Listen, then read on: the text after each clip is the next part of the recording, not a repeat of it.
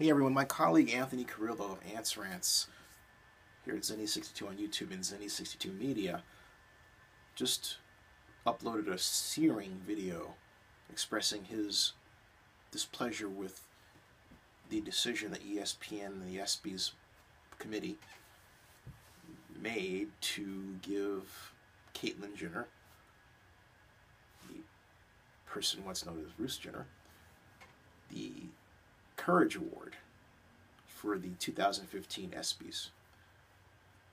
And Anthony challenged us to come up with a reason why he was wrong in his rant and why he was off base or whatever types of negative adjectives he challenged us to assign to him. Well, after considerable thought, I'm not going to do that. And here's why. What is fascinating about this entire discussion and about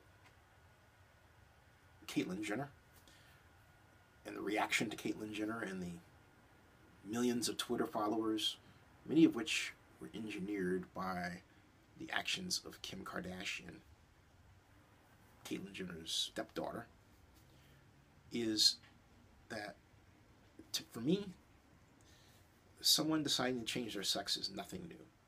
What is new is we have a new generation of people that are reacting to it and considering it a civil rights issue. No one has ever questioned the right of someone to go about the action of changing their sex. A person has a right to question it, question the action. But no one has the right and has ever had the right and has never, to my knowledge, in modern times, exercised the idea of stopping a person from changing their sex. That is something that is done. The problem is the reaction of some to a person who is viewed as transsexual, which is awful. And so it's in that context that I have to say that it's sad that ESPN looked at the reaction to Caitlyn Jenner and thought, oh, if we put this on, this is going to make a statement because everyone will talk. The bottom line is you had Lauryn Hill, who died at 19 of cancer and raised over $1 million, as Anthony pointed out in his video, for awareness for the illness here that eventually took her life. And now that's forgotten. It takes courage to put yourself out there when you have a life-threatening illness and ask others to help and pitch in. And what's really sad about Lauryn Hill is that there were other clinics that had tried exotic methods to treat that illness, and the connection was never made. And so the effort should be to make sure there's a more perfect communication so that her illness is caught in time and treated. We can do that. So ESPN really dropped the ball in not keeping the focus, which they really started on Lauryn Hill, to make sure that we see our way through to a type of treatment where others don't die as she did. They sort of stopped.